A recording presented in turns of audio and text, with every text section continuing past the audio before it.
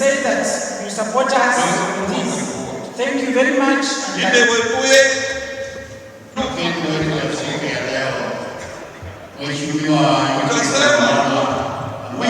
so many things. When you give you,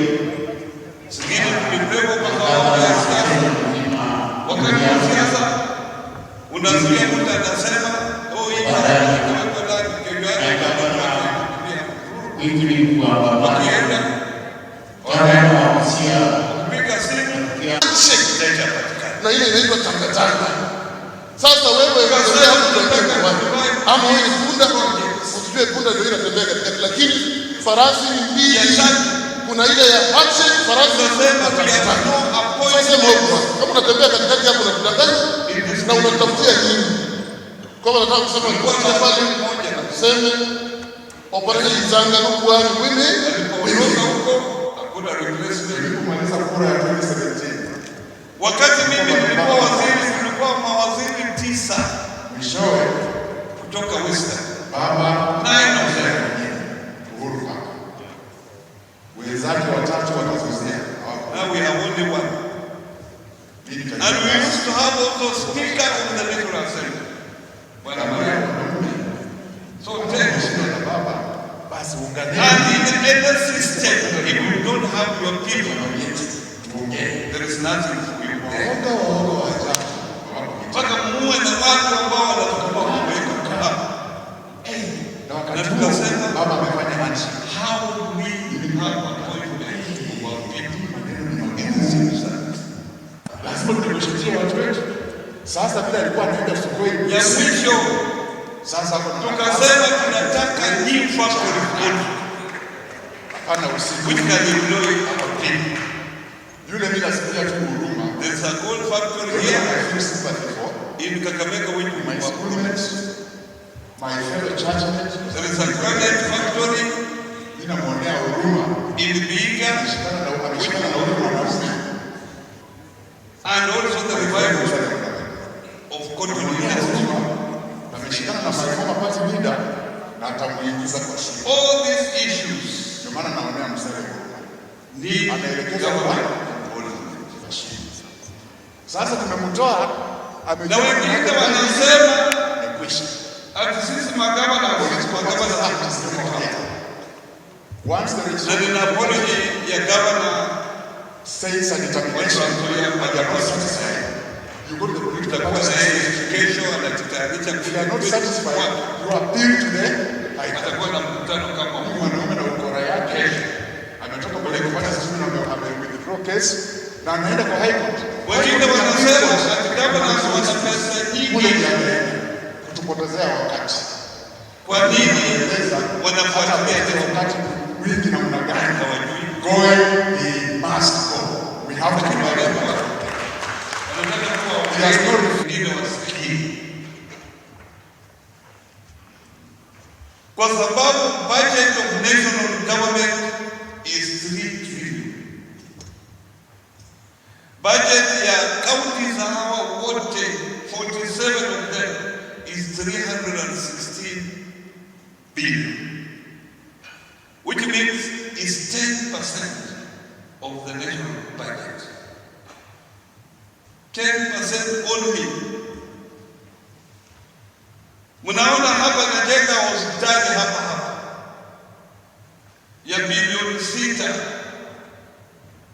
Imenichukua karibu miaka 4. Kama ni serikali kuu, bilioni 6 ni change. Kwao ni change. Hiyo hospitali wangejenga kwa miaka 2 imeisha. Lakini kwa sababu naweka pesa kidogo hiyo. And that's why we need to tap into the 90%. Ndio tunaona tunafuatilia. Wameanzisha barabara nyingi hapa. Imedia kwenda na mamono hii. Naenda mpaka kule na ile inatoka Ibokolo ikienda mpaka Bungoma. Hiyo barabara imekuwa kufika hapo hawajui barabara ya national government na barabara ya county ni gani.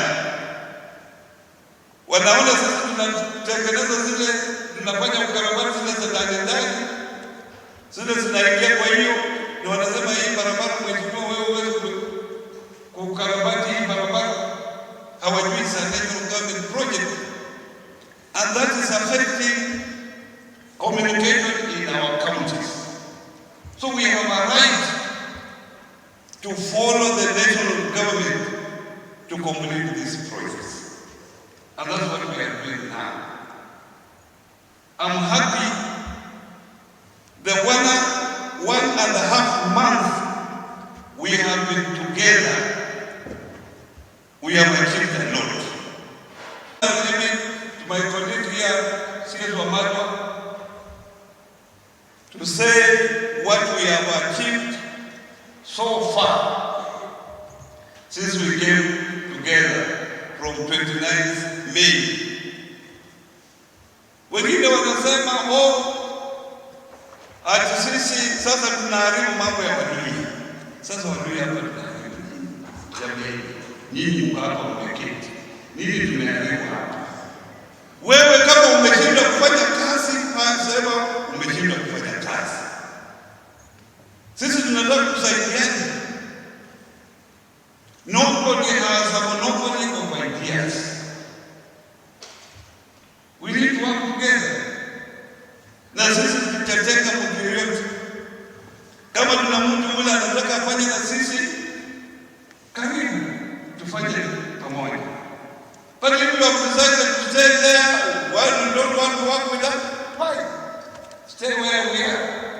Tutakutana kule mbele. Tukiendelea.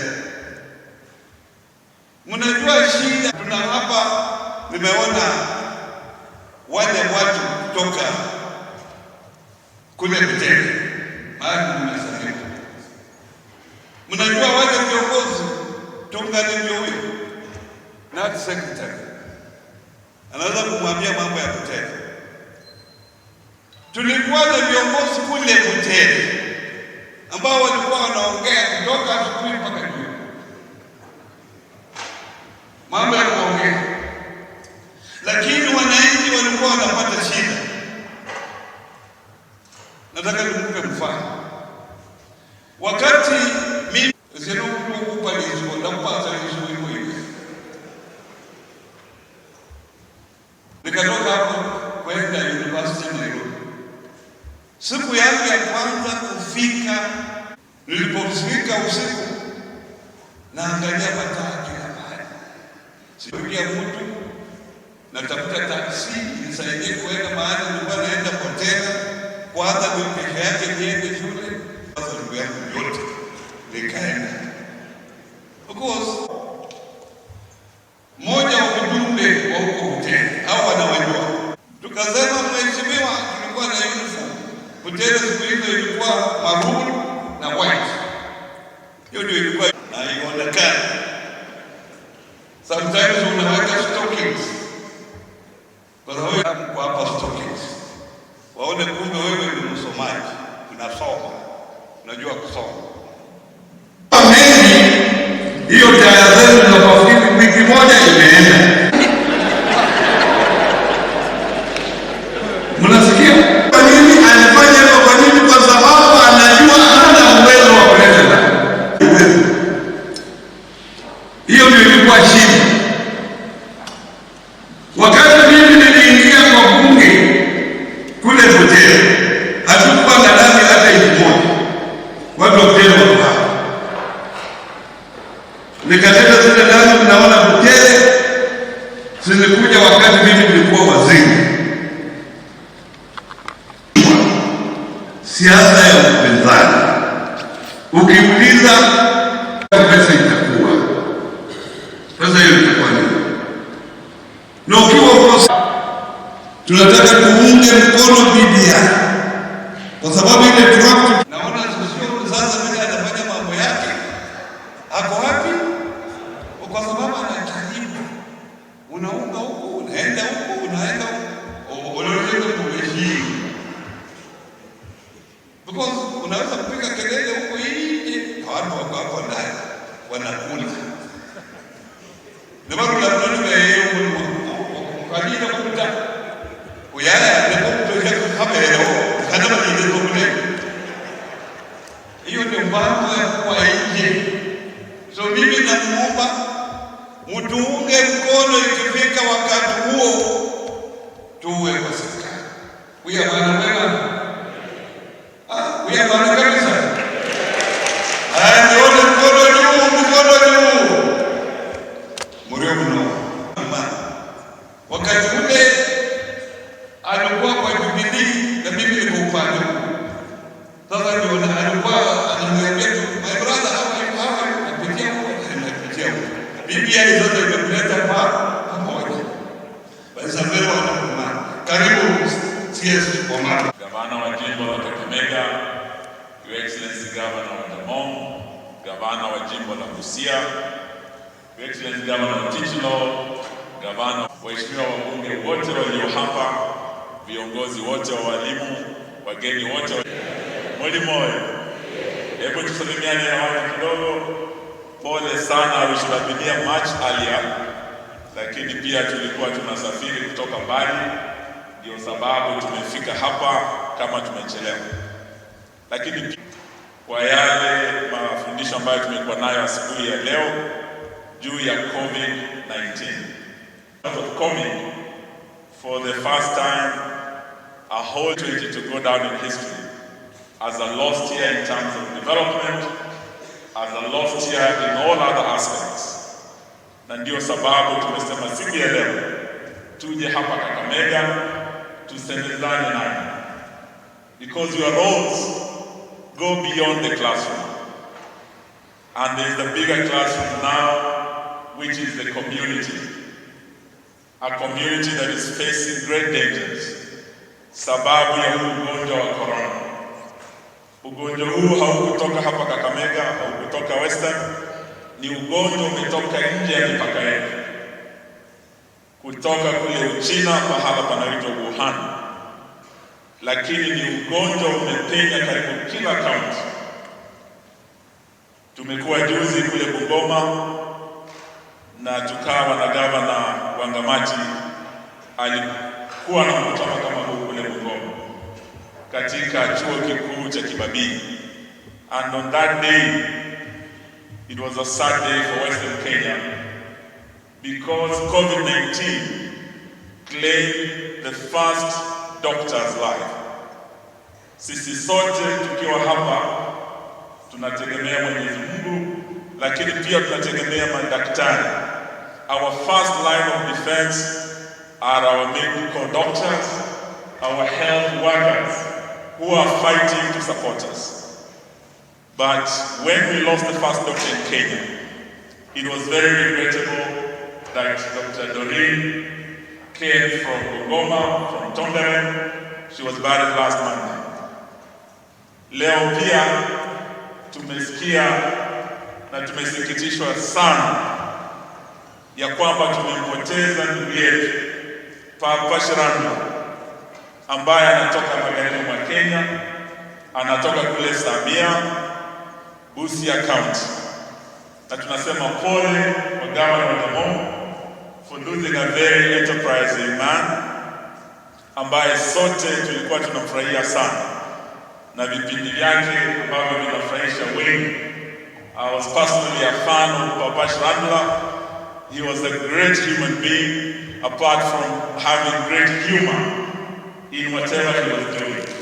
We know that kule Citizen ambao tumekuwa tunafuatilia sana vipindi vyake, we will miss him. Na ndio sababu tunasema siku ya leo when we are here with you, please know that COVID-19 is real. And let us also know that there are ways that we can prevent it. So we would like you to be our partners. Between now and December, wataalamu wanasema idadi itaongezeka, vifo vitaongezeka. We are likely to see this disease peak between September, November to December. That will be the time wakati tutakuwa na walimu wetu huko nyumbani. So mtusaidie hapa mijini na vile vile vijijini, tusambaze injili ya kutumia barakoa, tusambaze injili ya kutumia sanitizer kunawa mikono. Na we know that the counties that are here today, the governors are doing a lot to ensure ya kwamba tunasambaza hizi barakoa. Hata leo, Your Excellencies, we know that arrangements will be made so that viongozi wa walimu wakirudi nyumbani waweze kwenda, wasiende mikono tupu, waende na hizi barakoa, waende kusambaza kule nyumbani. Na ingawa ni vigumu sana kuongea kwa hii barakoa, niko naumia sana. Naomba ruhusa niweze kuitoa nyingine. Para ni Kiswahili kigumu sana. Kabla COVID kuja, mimi singeniuliza barakoa ni nini, sikuwa na habari. Lakini we have had to learn. And also, kuna wale wamekuwa wanauliza kwa nini walimu wakae tu nyumbani na walipwe mshahara. Sisi tumesema ni haki ya kila mwalimu apewe pesa zake, apewe mshahara, na hakuna mwalimu atakosa kulipwa sababu ya corona. We know why you are not in the classrooms, and that is why the president was very clear, and ndugu yangu Magoha tumekuwa naye. Hata uamuzi wa kuamua tusifungue shule zetu was through a consultative process, and we want to thank the leadership of the teachers, sababu tuliona viongozi wa KUPPET walikuwa hapo na Professor Magoha, ndugu yetu Sosion walikuwa hapo, na you are all involved, you are all concerned as stakeholders. Na mukasema we cannot expose our children until we flatten the curve. We cannot put our children in harm's way. That is why that decision was made. But we also know that mukiwa nyumbani, there are other challenges. That is why through consultative meetings like this, right from Bungoma to Busia, pia sisi tumekuja kujua kama viongozi what we did not know from your colleagues kule Busia, from your colleagues kule Bungoma. Today your colleagues who speak to us, I'm sure there are things you are going to tell us that we did not know.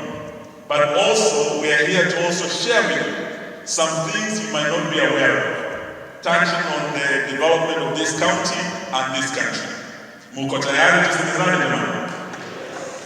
Some of the things tumeelezwa, we did not know ya kwamba kuna shida apart from mwalimu kulipwa, kuna wale support staff katika shule zetu. Na tunaambiwa karibu kila shule, if we have about 10,000 secondary schools, na tuko na an average of 10 support staff. You are talking of almost a population of almost 100, over 100,000. Hiyo ni kweli, ambao wana shida sana. Just last week, after engagements in Busia, in Bungoma, tukiwa na hawa magavana, we were able immediately with Governor Paranya to relay habari hii kwa ndugu yetu Magoha, na we know that something is going to be done, and this is part of the product of our engagement with the teachers.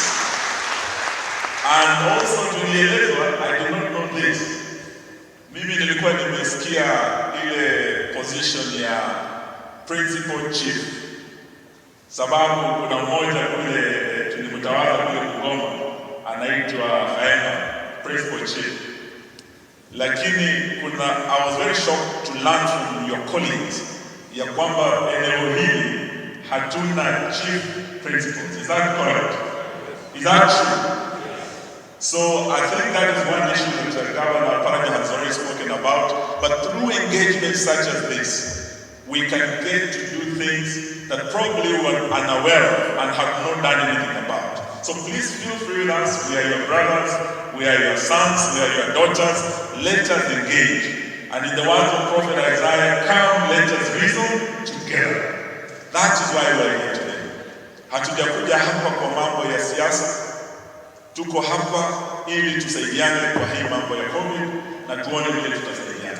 From the national government, we continue supporting our counties. We have already released 5 billion. Juzi tena kuna bilioni karibu 6 from KDSB. All this money we want to give support to our counties. From the Ministry of Health also there was another 3 billion. Tunataka tusaidie counties zetu to give them more capacity ili waweze kupush our community communities and our counties against this disease. But also going forward, tunajua ya kwamba you are also stakeholders in the development of this county and this country. I'm very proud as the Minister for Devolution to come to Kakamega County and see a shining example of a county where devolution is working. Na ndio sababu unaona huyo Korana, ndio wanasema nabii hatambuliwi kwake nyumbani. Lakini nationally, gavana wenu tukimweka kwa ratili ya magavana 47, yeye ni kati ya the top performing governors in the Republic of Kenya. Na tukija hapa Kakamega, you can see Kakamega sasa in the headquarter ya Luhya. Kakamega is now looking like a city, and it actually deserves to be promoted to become a city like the other. And what we want to do is to come together to put our petty politics aside. Vile wamefanya kule Nakuru. Apart from Nairobi, Mombasa and Kisumu, there were challenges in Nakuru. When we say we want to upgrade Nakuru to become a full city, kuna wale walipinga sababu wana mirengo tofauti. Gavana ako mrengo huu, seneta wake ako mrengo tofauti. Sasa wanatapigana pale hata karibu Nakuru ikose kupata the city status. But we are happy that common sense prevailed. And as we speak, Nakuru and Eldoret are the next 2 cities. We'll have 5 cities in the Republic of Kenya. I know kutokana na the unity of purpose we're seeing here today, Kakamega is on its way to become the 6th city of the Republic of Kenya. Na inawezekana. There was a great Englishman who said, some people see things happen and ask how come. But George Bernard Shaw said, I dream of things that never were and ask, why not? Why can't Kakamega become a city? Tukisema tunaenda kufufua Nzoia na Mumias. Why are some of us doubting?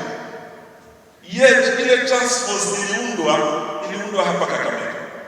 Those of you tulikuwa nani hapa katika stadium yetu, ilikuwa tarehe 20 Oktoba 2018. Rais akatangaza task force mbili. Moja ya kufufua sukari, sekta ya sukari, co-chaired by Governor Paranya na ndugu yangu waziri wa kilimo. Hiyo task force ilikamilisha kazi yake. As we speak, it submitted the report to the president. As we speak, the president brought the task force report to cabinet. As we speak, cabinet has approved the recommendations of the task force report ya Governor Paranya na CS Agriculture. What are the recommendations? Wenzetu wanaongea, we have 64 meetings from to Kisumu to Kakamega. 64 meetings. If you ask some of the leaders from Western who are talking about sugar sector reforms, they never attended those 64 meetings. They have not even taken time to read the task force report and the recommendations. They are not aware that long gone are the days of lamentation. We can't be lamenting about the Mumias. We know that. The issue is, what have you done about it and what can we do about it? Some of those who are saying this were in government. They were in key ministries. They were in a position to do something about this. They did not. As we speak, we have a team here that has sat with the president, that has a turnaround strategy for the sugar sector in our country, that is now saying enough of lamentation. Let us now move to implementation. This is the team. Sababu hata kwa Biblia, those of you who are here ni Wakristo. Biblia ina vitabu 60 na ngapi? 6. The book of Lamentations is only one of the books, 66 books of the Bible. We can't be a family that is stuck in only reading the book of Lamentations. Let us look at other books also. And that is why we're saying we want to open a new chapter in Western Kenya.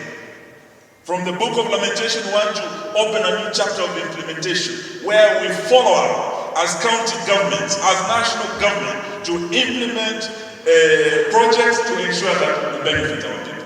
Are you ready to work with us? Hapo ndio tuko sasa. Na ndio sababu hii Jumatatu baada ya sisi kuwa kule Kajiado kwa mzee Atwoli, he hosted us. Akasema tunajua mlikuwa mirengo tofauti. Kuna wale mlikuwa NASA, kuna wale mlikuwa Jubilee. But you are supporting in NASA Raila Odinga. In Jubilee you are supporting Uhuru Kenyatta. If Uhuru Kenyatta and Raila Odinga wamefanya handshake, sasa vita ni vya nini? It no longer matters whether you are NASA or Jubilee, because there's only one government. It's the government of the Republic of Kenya. There's only one president, Uhuru Kenyatta. And that president came to Kakamega. That president is the one who directed a sugar task force be formed, a maize task force be formed. That president is the one who received the report and asked cabinet to pass it. That president is the one who made this group and announced that 62 billion shillings in debt to our companies have been waived. So who are you to doubt the president and the government? Because these debts were owed to government. Ukienda Mumias hapa, ile deni kwa hapo 4 billion ya KRA.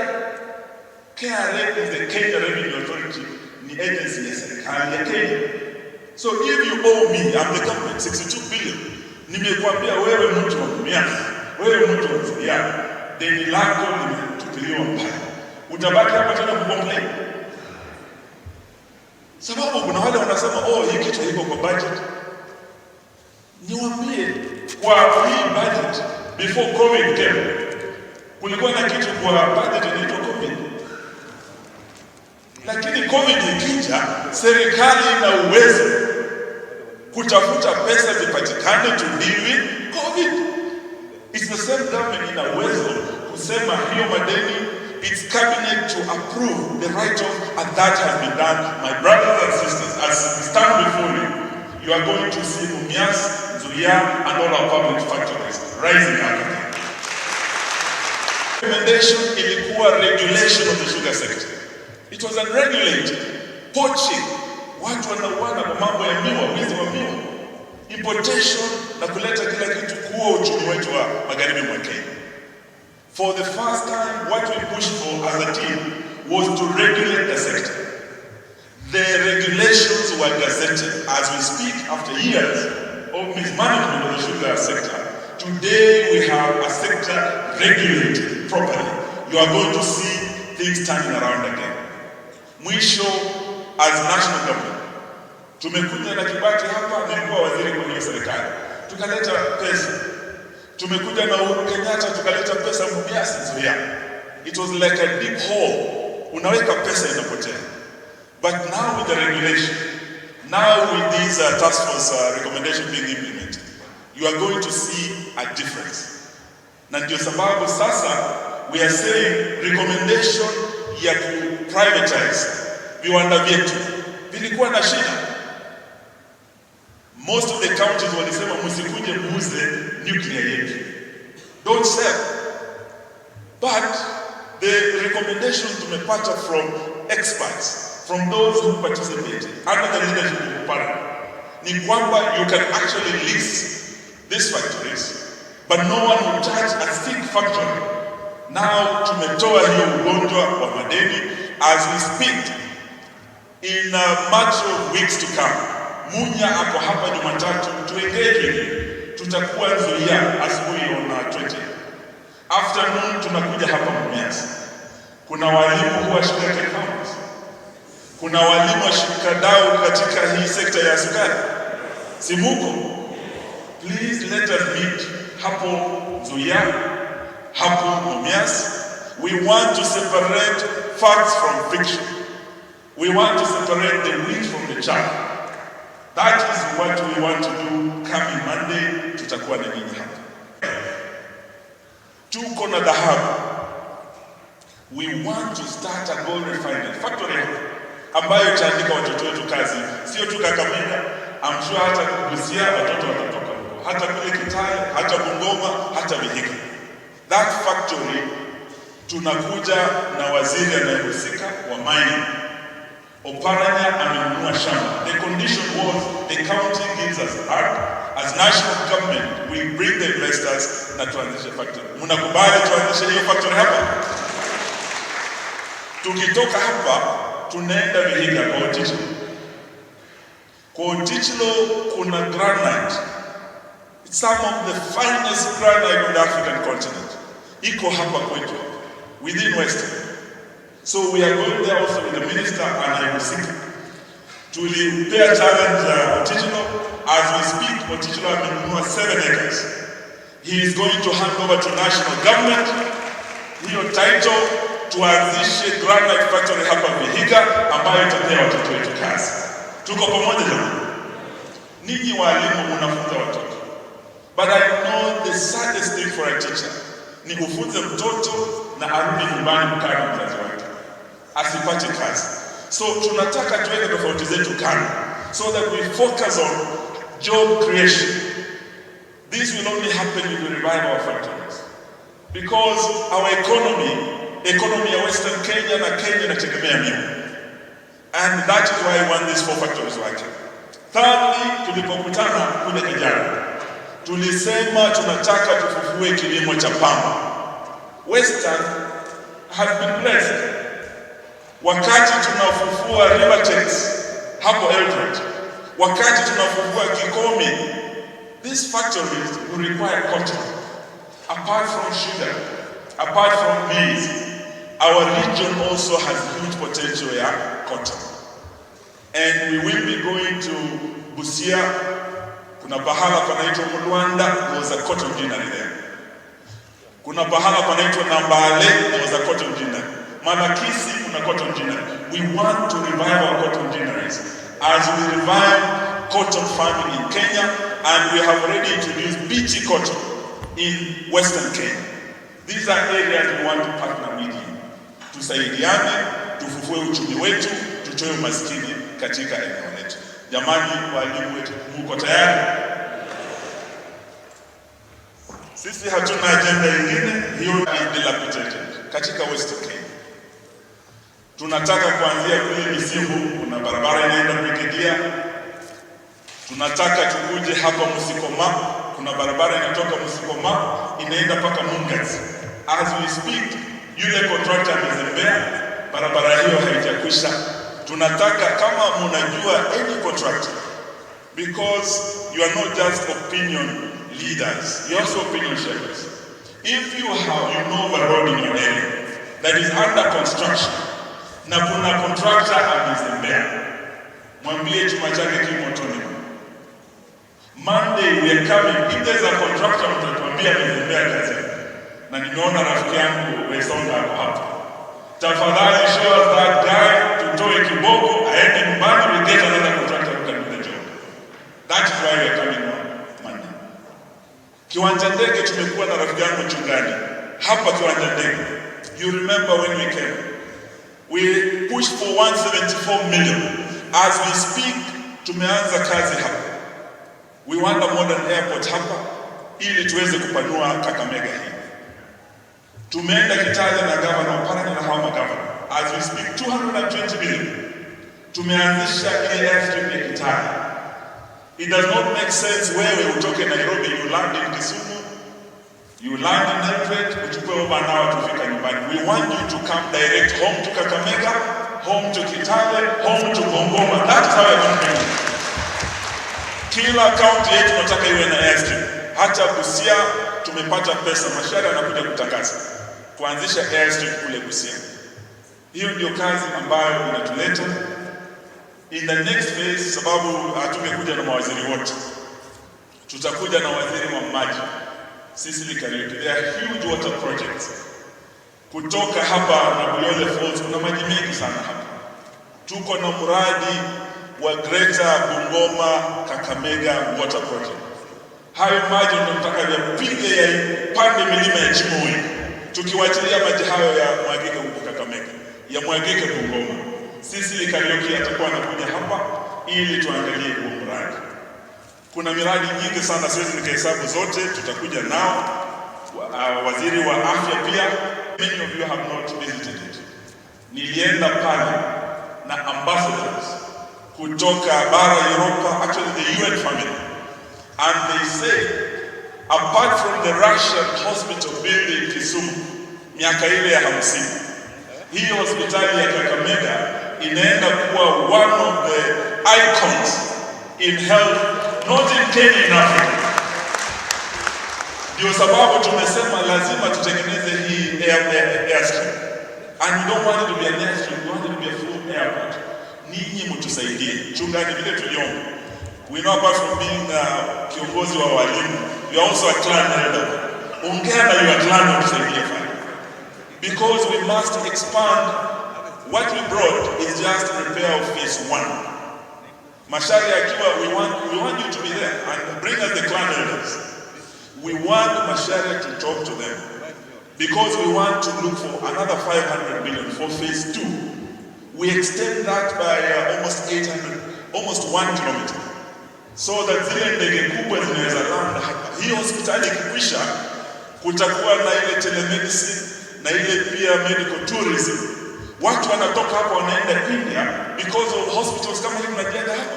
Tunatoka watu watoke nchi zingine walanda hapa Kakamega waingie hospitali yetu. So these are the issues we are focusing on, my friends. Sijui chama gani ama chama gani as a national government. Mimi ndio macho yenu kweli. Lakini pia nikija nyumbani, mimi ni macho ya Uhuru Kenyatta. Tukitoka hapa, whatever you are telling me, by Monday itakuwa imefika kwa meza ya Uhuru Kenyatta. And we want to change our region. And the president means well for us. And in the words of Isaiah, he said he has got plans for Western Kenya. He said them on 20th October 2018. He has not changed. He has sent a team. Hawa ni kama Yohana wabatizaji wanakuja kutayarisha mapito, mwenyewe anakuja. Mtamkaribisha. Tunataka maybe September, October, once we are ready, mawaziri wakuje, tunyoroshe maneno hapa, then we want to bring him himself. Aje watembelee ili tuweze kukamilisha. Mambo ya siasa yatakuja baadaye. We have 2 years. There are those who are asking us, okay, what can you do in 2 years? Ati nyinyi mnatembea in town hall meetings, mnadanganya watu wa Western. Nasema wale wao, watch this space. In 2 years, let us come back here and tusemezane. Mtuulize watu wa Kenya. In the history of Kenya, the Kenya-Uganda railway was built over 100 years ago by Indian coolies. They were confronted by the man-eaters of the south. But that railway was built to Nairobi. It was called the Lunatic Express. They criticized it, even in the House of Commons. They said, where are you taking that train? Lakini ilifika Uganda. As we speak, over 100 years, not a kilometer of railway had been built in this country. SGR imejengwa from Mombasa to Nairobi in record time. Ilichukua almost 2.5 years. You are asking me what can you do in 2 years? You can build over 500 kilometers of railway in 2 years if you are determined. It can be done. You can build a hospital, I'm telling you, COVID imefanya kule Nairobi. We are building hospitals in slums, 500 million. We are going to have hospitals built in less than 1 year. The bed capacity of Nairobi will double because of COVID. So in every crisis, there's an opportunity. In 2 years, in 1 year, we can achieve a lot together. Already as we speak, in 2 months since we're in Kajiado, we have achieved a lot. We're inviting you from Monday to walk with us, muone what is happening. Sisi hatuna haja kuwa spokesman of this community. By virtue of my position, mimi ni mwakilishi wenu katika serikali. Ama mna mwingine jamani? And also, tunajua ya kwamba katika level of county government, Oparanya ndio mkubwa wa magavana wote. Not appointed, not selected, elected, not once, twice. Ni sababu he has the confidence of his colleagues, 46 other governors in the Republic of Kenya. So it happens that kwa the two levels of government, mimi ndio niko mbele hapo nasimamia 47 counties. Kwa wakati huu, Oparanya yako mbele hapo anasimamia 47 county governments. Kwa wakati huu, sisi hatupigani na mtu yoyote. Tunataka tupiganie wakulima wetu. Wanzuia, mianzi wapate pesa zao, tupiganie watu wetu wapate maendeleo katika sehemu hii. But let us not be like the two brothers in the book of Mark. Please, before you answer, will you give it to us? Yesu akamwambia, what is it you want from me? Akasema, grant us that one of us sits on your left and another one. We have come here, but if while Ananda is here, well, okay, he's not here.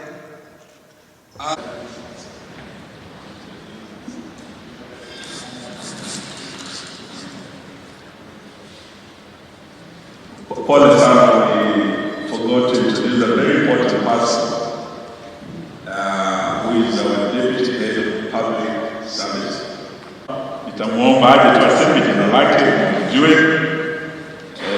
Labda Western hamwezi jua ya kwamba tuko na mtu amekaa wale mko mnaita gate. Hapo karibu sana anafuatia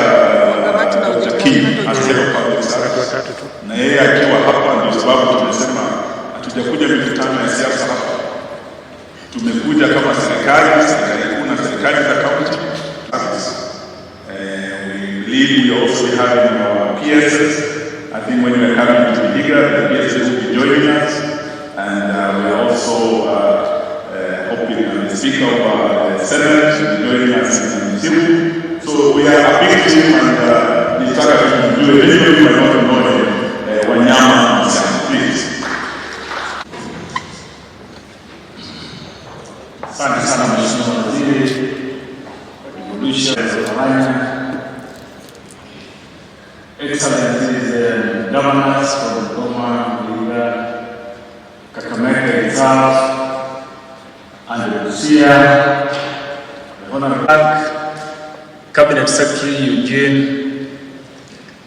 Chair wa COG, kwa hii barabara wanatuongoza, na mimi nafikiria hii barabara tuko ni barabara mzuri, barabara ya maendeleo, na zote tukizingatia na tukifuata. Kumshukuru na kumcongratulate Mheshimiwa Manuel Wangwe, the Chief Whip. Sisi tutaungana na yeye, tutatembea na yeye, na tukienda barabara hiyo, nafikiria haya ndio moja ya matunda ambaye Waziri Eugene amesema, matunda ambaye Chair wa COG wanamalizia His Excellency Oparanya amesema, na mambo mengi. Sasa mkini sawa. And he has reminded me something. Hapa, apart from Wangwe, na wakati we united and negotiated as a team, we are very happy that for the first time katika historia ya bunge, apart from hawa wawili Wangwe na Iseli, tuko na Wamunyinyi Wafula, party leader wa Mheshimiwa Iseli Ford Kenya.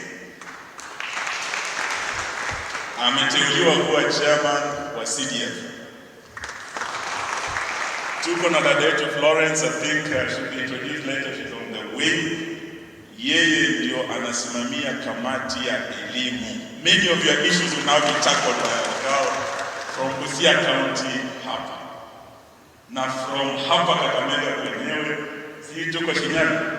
Mbunge wa hapa amepewa cheo kikubwa sana kusimamia broadcasting, kamati ya broadcasting in Kenya. Na in this system of government, zamani mawaziri tulikuwa ndani ya bunge, lakini sasa tunarudi nyumbani tukiwa na furaha. Mheshimiwa Wangwe kama kiranja mkuu, we know how hard you fought. We want to congratulate you, thank our team in parliament, and we say aluta continua, may we bring many more back home. Asanteni sana. Naona Kalonzo ameingia ndani ya serikali. watu ya Mombasa wameingia ndani ya serikali kwa hiari yao. Raila, the greatest opposition leader in Kenya, ameingia ndani ya serikali. Tukasema bwana, vile Raila ameingia ndani, sisi kwa tufanye nini? Tuingie ndani. Tukaona wandugu zetu wengine hawataki kuingia ndani, wanataka kuwa kupinzani, na ndani ya serikali ndio kuna kitu, everything is there. So ours is a very genuine movement. We just want the people of Western Kenya to do what? Benefit. To benefit from the government. So my aim is just to thank Eugene for the short time we have been working with the government. We have achieved a lot. Tumekuwa hapa kwa airstrip, Kitale, Busia tutakuwa. So many things have happened. Appointments. For the first time, Busia has a chairperson in education Kenya nzima. Chairperson. Na wewe mwanamke anatafuta kuwa gavana. Nimeambia wanaume Busia huko, prepare yourselves because she's a suicide woman. Because atakuwa na pesa, atakuwa anatembelea walimu kwa mashule.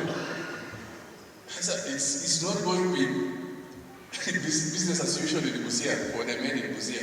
Kwa hivyo, prepare yourselves for that later. It's going to be a very tough battle. Chairperson in education. Kwa hivyo, we have achieved within the short time what we wanted, and we are going to achieve it. Since December Busia, we have been in opposition for a very long time. Ni shida. Ni shida kuwa upinzani. But when you are inside, you benefit a lot. So this time, I want to navigate my account even ndani ya serikali. Na paranya pia nasema tunamaliza navigate Kakamega iwe ndani ya serikali. So that's the only thing we want. So my dear teachers, najua tuko pamoja. If in the next government paranya atakuwa cabinet secretary, we shall all benefit. Kama Eugene atakuwa president ama vice president ama deputy prime minister ama prime minister, tutakuwa sawa. Hata kama mmoja wao atakuwa personal assistant ya prime minister, sitakuwa mzuri. So, ladies and gentlemen, let us work together, let us build our region. Thank you very much. Sisi kama magovernors kutoka jimbo hili tuliamua kwamba tutatembea pamoja na tuangazie maendeleo. Kwa vile kwa miaka mingi tumeangazia siasa na siasa haijatupeleka mahali popote. Wakati huu tumesema tuangazie siasa, maendeleo sote. Tumesema kwamba tutembee pamoja, na leo tumekuja hapa kwa sababu ya COVID-19. Tumesema kwamba kama viongozi wa jimbo hili tukae pamoja, tujipange, tuone kama hili janga tutakabiliana nalo vipi ili tulishinde. So as leaders of the teaching fraternity, we want to work with you. You are very crucial. You are grassroots leaders. We want to work with you. We know very well COVID-19 is going to be with us for a long time. We want to plan with you. How are we going to live post-COVID-19? We want to work with you. Yapili, how are we going to improve the development of our region? Through our the leadership of Eugene Wamalwa, na chairman wetu wa Council of Governors, Wycliffe Ambeso Paranya, ambao ndio viongozi wetu wawili peke yake ambao wako kwa serikali hii. Tumesema tutawaunga mkono ili watuelekeze mbele, tuone kwa miaka hii mbili imebaki tutafanya vipi tupate maendeleo. Na tayari tumeona kwamba within the last 2 months we have worked together. You can see the fruits of independence and the development that is coming to us. So we want to support these leaders, and we want to work together as leaders so that we can move forward. Tunajua kwamba BBI inakuja. We want as leaders to come together and focus on how we are going to ensure that any amendments that will be done in the BBI is for the interest of the people of Kenya and specifically our region. And more specifically, we want to strengthen devolution. And therefore we want, when we come up with the BBI, which might end up amending the constitution, we want to ensure that more resources are devoted to the counties, so that we can use those resources to bring accelerated development in our counties. So as leaders, we want to focus on development. Politics will come 2022, but for now, let's focus on development. Thank you very much.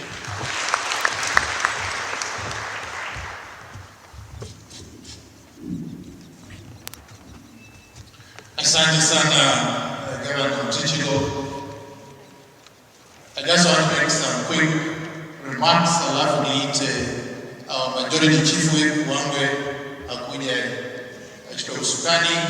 But before that, just in addition to what the cabinet secretary mentioned, also in the Senate, we now have Senator Dr. Uhuru. She's also now the Vice Chair, Committee of Trade and Tourism. Pia tuna Senator Shionga, I think she's on her way coming. Pia amepata Chair, National Cohesion Committee of the Senate. Makofi kwao. Yangu yatakuwa machache. Kwanza nataka kushukuru Gavana Oparanya for organizing this meeting of the teacher leadership. Tulikuwa na mkutano kama huu huko Bungoma Jumamosi, Jumapili tulikuwa Busia, leo tuko hapa, kesho tuko Trans Nzoia, the other weekend will be in Vihiga. And as governors of Western Kenya, we have all agreed that the best educators, the best people to sensitize our communities on COVID-19 are going to be the teacher leadership in the entire 5 counties. Na pia tumesema going forward that any sensitization program that we have as governors in our individual counties, tutaweka mbele viongozi wa walimu so that you are part and parcel of that sensitization. La pili, kuzungumzia tu kidogo, just to elaborate, tulikuwa na mkutano Kajiado kwa mzee Atuli.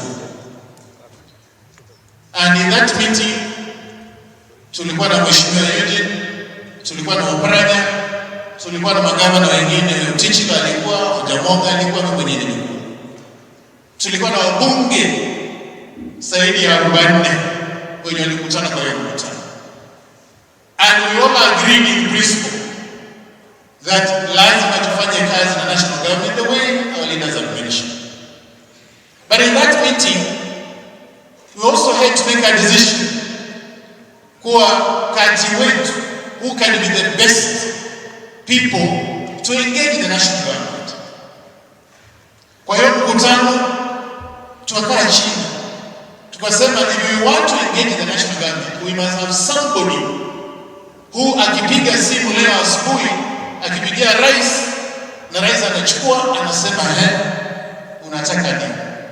Na tukaangalia in the entire Western Kenya, in the 5 counties, Bungoma, Trans Nzoia, Busia, Kakamega and Vihiga, The only at the national cabinet or the national government is other than Eugene Wamalwa. Tukasema yeye akuwe hapo as one of our leaders. But at the same time tukasema mtu mwenye akipigia rais simu kwa magavana wote 47 na anatoka eneo hili, mwenye akipigia rais simu rais atashika. Tukaona ni gavana wenu Oparanya. Tukasema wa viongozi wawili they will be our leaders in this movement on engaging the national government. Na sisi tumeona matunda over the last 2 months.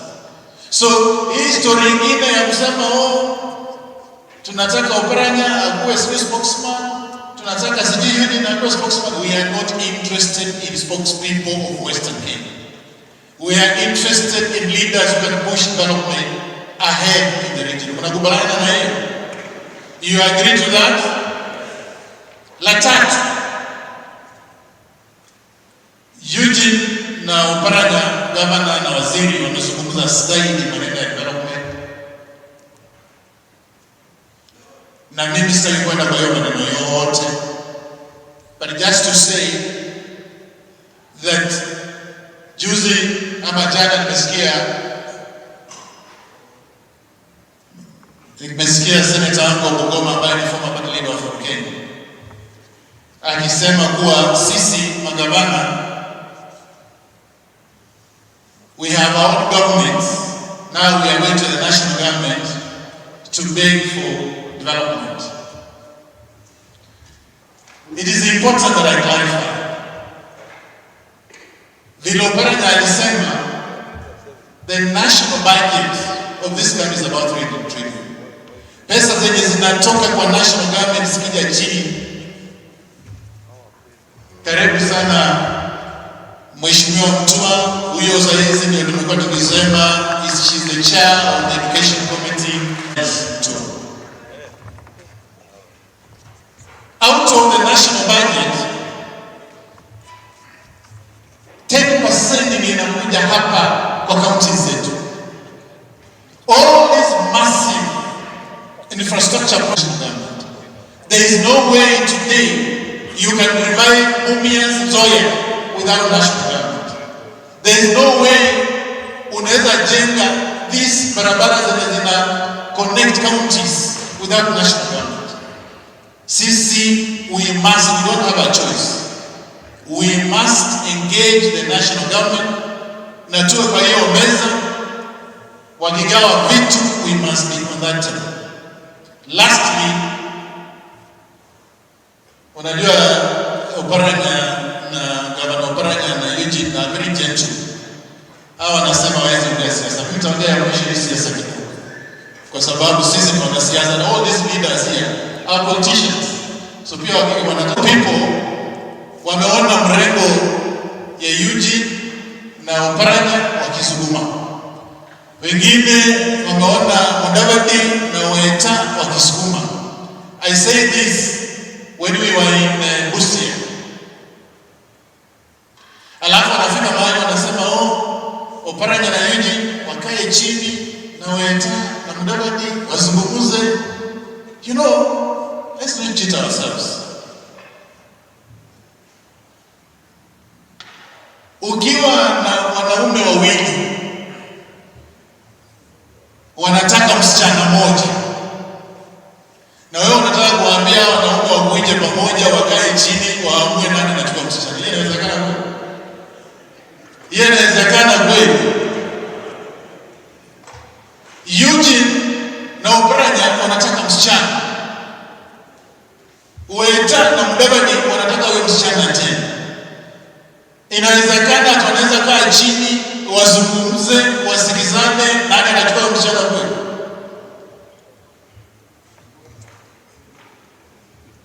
What I wanted to say is this, that leaders emerge. When you look at Raila, he emerged in Nyanza. He went against the Nyanyong of this world. He went against Orengo and he trounced them and he emerged as a leader. The same for William Samoei Ruto in Rift Valley. He went against Henry Kosgei, and every single person, and he emerged. The same for Uhuru Kenyatta in Central. He went against everyone. Whether Mother Karua, Peter Kenneth, and he emerged. It is high time that we have leaders, new breed of leaders, emerge in Western Kenya. Now tutanganyane leo as wait for 2022 and the leaders will emerge. Nyinyi mtaamua. So that we can have genuine leaders. There is nowhere watu watakaa chini wasikizane waseme ni Oparanya, ni Eugene, ni Weta, ni Mudavadi. A leader will just emerge. Mwenyewe atavuruka, atatembea, atauliza, watu watamkubali, and then eventually that leader will emerge as the regional leader in Western Kenya. I just want to say that so that at the end of the day, tujue kuwa viongozi normally emerge. Let's not hope for people to sit in a room and decide and say ni Weta, ni Mudavadi, ni Oparanya, sijui ni nani. Hapana. A leader will emerge. The same way leaders have emerged in different regions in this country. Asanteni sana na Mungu. My colleagues, and before I invite each one to speak, I want to remind them that we just have 20 minutes to talk as MPs. We want to follow the suit of our governors, so that while two members came in whom I want to introduce first. The first person to come in was the MP for Rwanda, who is also a member of the Speaker's panel, Mheshimiwa Christopher. That man is very important, and when I'll be speaking, I'll say why I said he's a very important person. Without him, you cannot talk in Parliament when the Speaker called Muturi is on the seat. Thank you very much. Next is the Chair of Education, Mheshimiwa Mutua. It means those are your votes, but in return, you'll tell them what to do for them. Thank you very much. Let me now call on Mheshimiwa Bernard Masaka Chinani, who is the chairman of the Kakamega Parliamentary Caucus National Assembly, to open up the speech from the members of Parliament. But be very brief so that we can move within the time. Thank you, Mheshimiwa. Walimu wa Kakamega County na wageni hamjambo. Amri yako katika budget. Wapi pesa ya Mumias Sugar? Nikajua ukiwa nje mwezi wa mambo ile wanapanga hapo ndani. Ndio unaona wote tunakuja serikali. Sasa saa hii vile mateni imeondolewa, najua sasa wamejua tulikuwa tunafanya kazi gani. Shauri wao wamezoea ya kwamba kila saa ni kukimbia kusema leta pesa, tunaleta bilioni 1. Wanatafuta njia ya kutoa hiyo bilioni huko Mumias. Leta pesa nyingine tena wanatoa. Sisi tuliamua kama deni ni kulipa serikali, wacha ilipiwe huko juu. Ndio madeni ya KRA, madeni nyingine ya KCB, madeni nyingine ya Kenya Power imelipwa sasa. Mumias iweze kwenda mbele.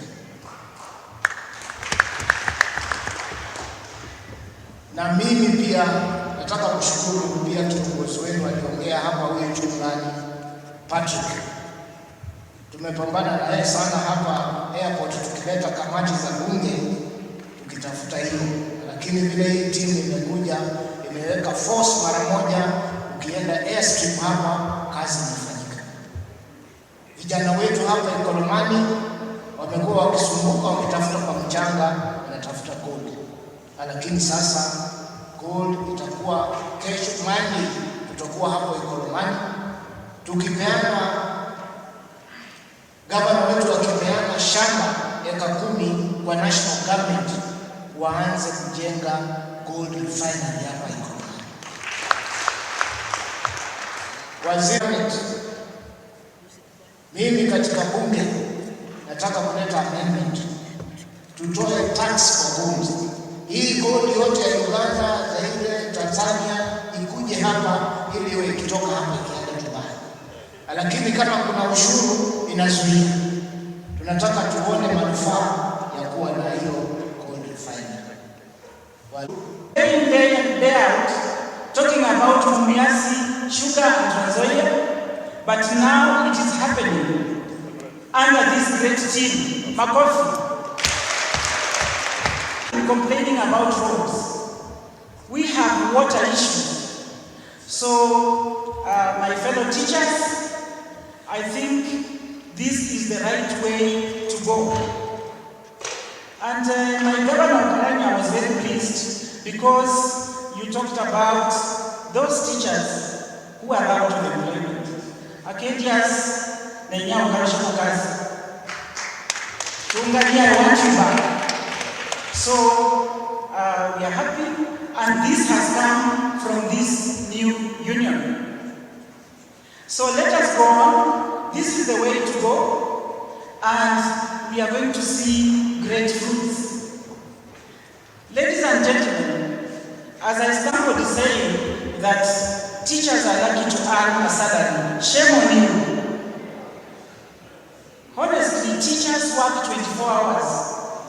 And they deserve what they get. And right now, you can see what is happening outside there now that schools are closed. That is why I want you to join me as Mama County. Hii maneno ya teenage pregnancy, nataka tusaidiane. Now that you are at home, kindly help us look after those children. Don't leave them alone. Because clearly we have seen that you really matter when it comes to children. And my dear leaders who are here, while you were away, there was a Chantal, can you come quickly? Come quickly. This is talent. All these leaders here, watashikana, tutakuchangia. We say that you support us on this. Thank you very much and karibu.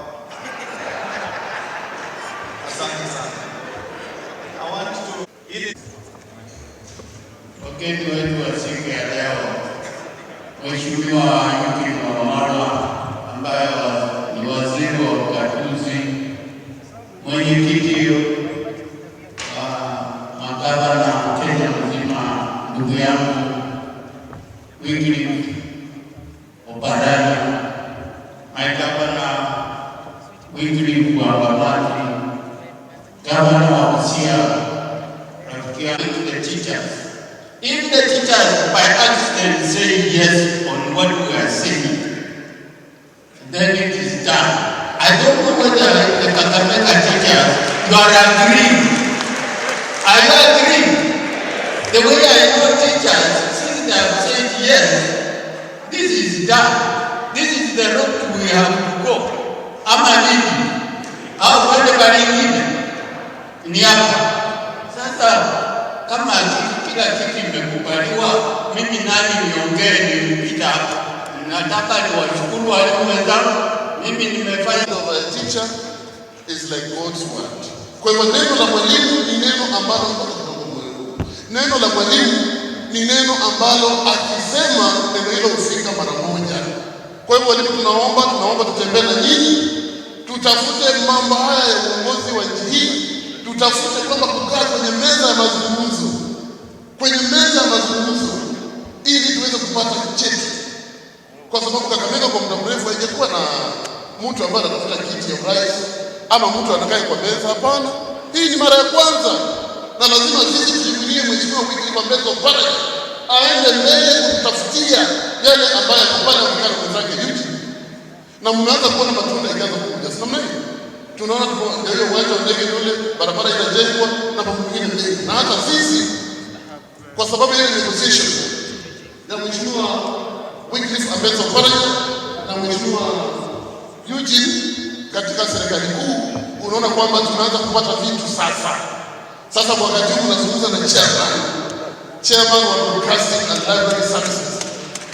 Sio ni mzuri? Sasa tukiwa pale kuna nusu bora sisi tunatoka upande wetu. Si namna hiyo. Kwa hivyo sisi tumesema tutatembea pamoja. Na nataka ijulikane. Sisi hatupingi mtu yote ambaye anataka kutafuta kila kitu. Whoever wants to be spokesman of Luhya community, you be a spokesman. But spokesman is a very small person. Like this one of Kenya spokesman, unaukuna sio kuna hiyo askari. So tunataka kusema sisi tumesema hao Oparanya ukae kwa kiti, ukae kwa meza ya mazungumzo. Kama nyama ni mtu mmoja, lazima na sisi tupate yetu hapa. Handshake. Na ile inaitwa tangatanga. Sasa wewe utembea hapo tuambie uko wapi?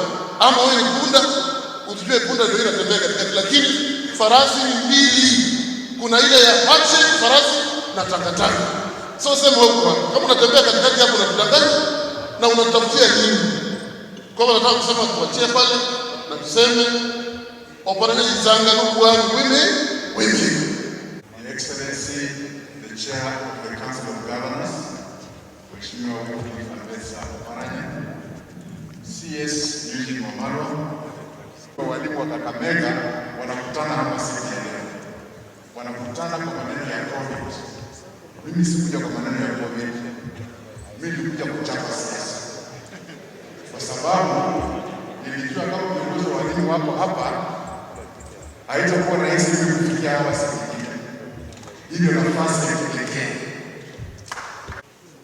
Tulipomaliza kura ya 2017 kulikuwa malumbano makali sana. Mwishowe baba akafanya sherehe nyingine, Uhuru hapa. Wenzake watatu wakazozea hawakwenda. Mimi nikajua basi tuko mashakani hapa. Nikamwambia wanaume, kama mmeshindwa na baba, basi unganeni tuite parliamentary group ya vyama vyetu tuongee. Waoga wa ajabu hawakuita. Tukakaa. Na wakati huo baba amefanya handshake. Mimi hii maneno ni magumu. Kumbe walikuwa wametenda yeye. Sasa wamekuja wameiba baba mwenyewe. Tutafanyaje? Na hao wengine watatu hao ni waoga. Nawaambia sasa sisi vyama vitatu tukuje pamoja tuite parliamentary group, waoga hawaiti. Nikajua sasa hapa tuko na shida. Lakini huku nyuma naye nasikia nifikiri wameiba baba, lakini kule ndani nasikia namba 2 ameanza kuita. Anasema baba anamkamata baba. Nifikiri wameiba baba, kumbe baba amekaa kwa meza wanasemezana huko. Nikamwambia mwenzangu, kama wewe umeogopa baba, basi enda kwa namba 1. Atakueleza hii meza wanaongea kitu gani. Anaenda hivi. Na unasikia kuwa usiku ana safari ya kwenda Sugoi. Usiku ana safari ya kwenda wapi? Sugoi. Nikamwambia bwana, tutengeneze chama kiwe strong ndio tuende kubagia. Anaenda hivi. Na watu wanaanza kukaa kwa meza. Mimi naona television wamekaa huko. Kina Oparanya wamekaa huko. Kina Atuli wako huko. Wameanza kubagia watu wao, ndio. Na sisi tumekaa kando. Na huyu mwanaume anakuja kiti. Hataki mwingine asome. Nyinyi ni wanasiasa. Utafanyaje? Si unamtoa? Yes, unafungua barabara. Ndio tukafungua barabara. Tukatoa sasa sisi tuko kwa meza nao. Na tunaenda mbele. Wao wanataka sisi tukae nyuma na watu huko mbele wana negotiate. Lazima tunegotiate watu wetu. Sasa bila alikuwa anaenda Sugoi usiku, sasa hapo na nafasi aende Sugoi mchana. Hapana usiku. Yule mimi nasikia tu huruma. The only one I feel sympathy for ni my schoolmate, my fellow churchmate, kwa sababu mimi nikweka yeye nikweka. Mimi namuonea huruma. Ameshikana na huyo mwanaume. My friend Mzali Mkame. Namuonea huruma, ameshikana na my former party leader na atamuingiza kwa shida. Ndio maana naonea Mzali huruma. Anaelekezwa kwa shida. Sasa tumemtoa, amejua maneno yake mfanye nini? Mekwisha. Political Parties Act is very clear. Once the Registrar of Political Parties says a determination and you are not satisfied, you go to the Political Parties District Tribunal. If you are not satisfied, you appeal to the High Court. Huyu mwanaume na ukora yake ametoka Political Parties Tribunal, ame-withdraw case na anaenda kwa High Court. High Court ni appeal court ya political disputes. Kule ndiye ameenda kutupotezea wakati. Lakini mimi namueleza hata apoteze wakati wingi namna gani, going he must go. We have to revive the battle. He has no refuse. Let him stay away. Let's reform for Kenya and go forward. Hata His Excellency Oparanya, the first time he went to Parliament as from Kenyan people. The party had strong people. Now it's just me and Wamalwa left with any pride, any bravery to do anything. Ndio nikasema kama ni walimu lazima nikuje niwaelezee ili waende wasambaze injili kule nje. Wetangula yake kwa for Kenya ikikwisha. Asanteni sana mwananchi. Me, I'll be very brief. My name is Senator Naomi Shionga. I'm elected Senator of Kakamega County, elected to represent women in the Senate. Your Excellencies and the leaders, teachers leaders, mine is just to encourage you, teachers, that we are behind you, being leaders of teachers. We know you have a task, especially this time of COVID. Mko na kazi mingi sana. Please, even if you are at home, try to continue being parents, because we know your status and your task does not end in school. It continues beyond just in the classroom.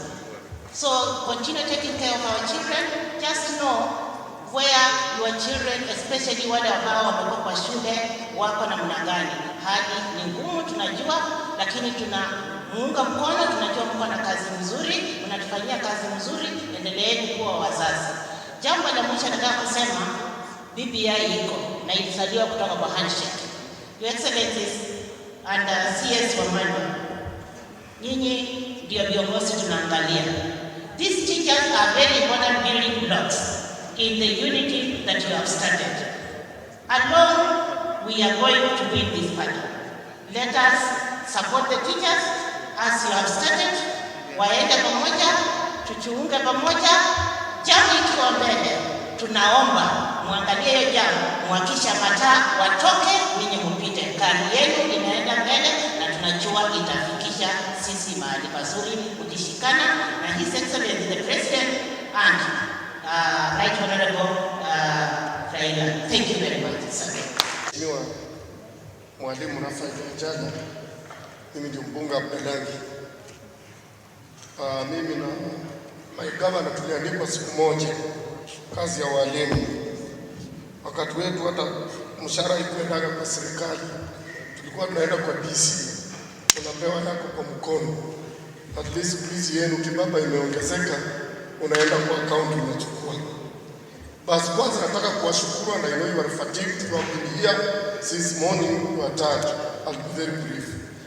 Ya kwamba tumeanza safari, na safari lazima ianze na step moja. Na sisi tumeidentify viongozi wetu wawili ambao tunaenda nao mbele. As we work on the developments, lakini pia tunafikiria iko kitu fulani tunataka, kwa sababu tunaenda iko kitu inakuja inaitwa BBI. Sasa kama community tumejipanga, these two gentlemen watu lead kwa hii mambo ya BBI. Na unajua ziko mrengo mbili, iko mrengo wa tangatanga na iko mrengo wa handshake. So sisi hapa akili yetu iko upande wa handshake, tunataka tupate kitu cha kuleta nyumbani. Ndugu yetu Salia, sasa tuna naye shida, ila anataka aendelee.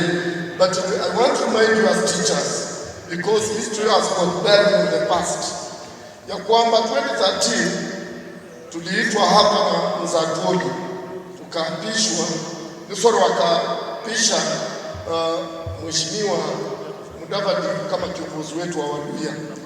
Tangu siku hiyo ni miaka mingi imepita, but he behaved kama ile kuku imefungwa miguu imebebwa kwa safari mrefu.